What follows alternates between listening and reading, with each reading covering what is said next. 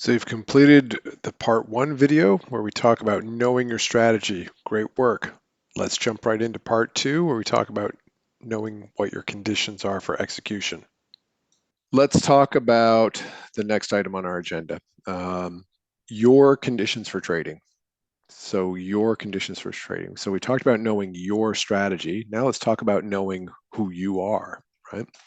So for me, every morning you'll hear me going through my conditions, right? My futures trading conditions. This is a version of it here. I took a couple of things out just for ease of reading, just to make the point. Okay. So I know that in order for myself to trade my strategy my best, I've got to take at least 20 minutes getting ready to trade, right? I've got to set up my price levels, make sure all my apps are set up the way that I like them. I have to check my drawing sets, check the economic calendar, check the news. I don't trade the first 30 minutes of the trading day. It's just too volatile. I've lost way too much money in the first 30 minutes of the day. Sometimes the volume won't be too crazy and we'll come across something and I'll take a trade, but it's pretty rare. I may take one trade like that a week. Other people, they trade it just fine. For me, I don't. I don't. I turn into a bit of a spaz. I lose my calmness when the market is doing that thing in the first 15 minutes of the day. And so I'm just like, just don't trade for this first 30 minutes of the day. Don't stay at the PC for more than an hour straight. Cumulatively, I like to limit my trading time to 2 hours total for the day. That's a rule that um, I may go over from time to time, but I'd say that's pretty rare that I do that. I have decreasing time frames for different trading sessions. So the first trading session of the day, like this morning, I traded from about 8 a.m. to about 9:30. So I think just before 8 a.m. to just before 9:30. That's 90 minutes. That's a long time for me, you know. Like I can't focus that long. And so 90 minutes is kind of my limit in the morning, but I am able to focus really well in the morning, much better than any other part of the day. That's another reason why I love futures trading. It's because I'm better at trading early in the morning than I am later in the day. Um, Session two limit, less time, right? I've already used some of that fuel in my tank. I'm not going to be able to go do another 90 minutes. So, 60 minutes. And then a third limit, if I set an alert and I'm like, okay, well, I'm waiting for NQ to break 20,000, because I think if we break 20,000, we have this really nice area of interest. So we could run all the way up to 20,100. That's a 100-point move. And man, wouldn't it be nice if I could just catch 20 of those points? So I'm going to set an alert at 20,000 and come back to my computer if that alert goes off and see if a trade develops. But if a trade doesn't develop within 30 minutes, then shut it down and walk away because I'm probably not going to make a good trade after 30 minutes because I'm so fried, right? Um, Somebody once said to me, it's a buddy of mine, he says to me, I only have a certain number of good decisions in me every day. I only have a limited number of good decisions in me every day. And I think that's pretty true for most of us, right? I think that's pretty true for most of us. Um, Most of the time when we when we get to the end of our day, we've had a long day at work, we're tired. We're just like, we just want to get home. We don't want to deal with traffic. The kids are cranky because they're hungry. They haven't had dinner yet. Maybe your partner is just as exhausted as you are. That's a perfect example of why, decisions shouldn't be made at those times of days. Decisions should be made when things are calm, not when you're trying to rush out the door in the morning, not when you're trying to get through dinner and get the kids to bed. You got to make decisions when things are calm. And, the hectic nature of life is not in the way.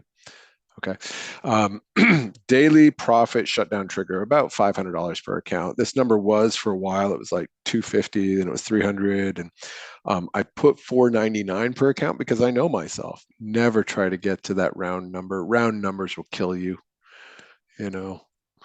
Daily loss shutdown trigger, lesser of 250 per account or 10% of your trailing loss balance. So if you're new to futures trading, have a limit that just shuts you off, that just shuts you down for the day. The great thing about Tradeovate, the platform that I trade futures through for Apex, I I've set circuit breakers on my account that says if I go backwards $250 from where I started the day on an account, it locks me out.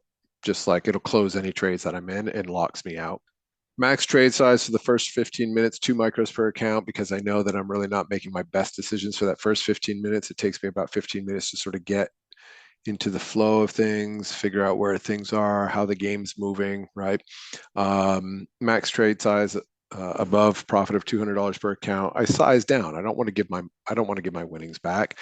Plus, if I've made it to $200 per account, I've probably made a lot of decisions on trades, and my decision making capability is reduced as well. So that's another thing that I've added in there around conditions, et cetera, et cetera. You can read the rest of this on your own. So the point here is that when we talk about our conditions for trading, your conditions for trading, you need to know about what time of day you trade best. What are your common pitfalls?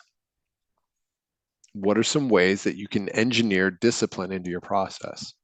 Honestly, honestly, when I look at those trades that I download every month and I look at those hundreds of trades that I've taken, I'm looking at what time of day I took those trades. I'm looking at the size of those trades. And that helps to inform and refresh knowing my conditions. There's things that I removed from there, like, I've made some boneheaded moves, like I'll be looking at a ES chart and I'll be like, oh, there's a trade. I'm going to enter this trade. I'm going to go long on ES. And I go over to Tradeovate and I click buy. And I've just bought NQ when I'm looking at ES. Now, usually I get away with it because they tend to move the same direction, but like, that's not professional, is it? Right? Or I'm stealing, I'm like I'm swinging when I should be bunting. I missed the sign from the coach. Um, anyway, there's things like that that I add to it and take away from it as as on a week by week basis, right, and a month by month basis, to sort of say, what am I doing well? What do I need to work on? What should I be focusing on? Where are some things that have slipped up recently? How can I remind myself to correct that behavior? All right, so that's talking about your conditions for trading. Okay, and you'll see that I have a blank sheet in here as well. This is also going to be homework that I want you guys to do. Go ahead and think about what I've talked about. The time of day I trade, how long I trade, the size of my trade, right? When do I shut it down, either from profits or from losses?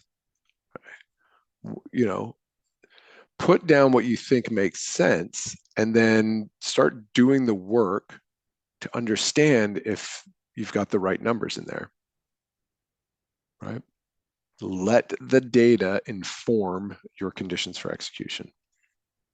So that's what being a professional trader and consistently profitable trader requires, is doing the work. And it's the type of work that you need to do that's important. Because I think what we all do as traders is we spend a lot of time learning different strategies and studying charts and journaling our trades, which is very important. But you got to work on the right things. You got to work on the right things. You got to put the work in the right areas.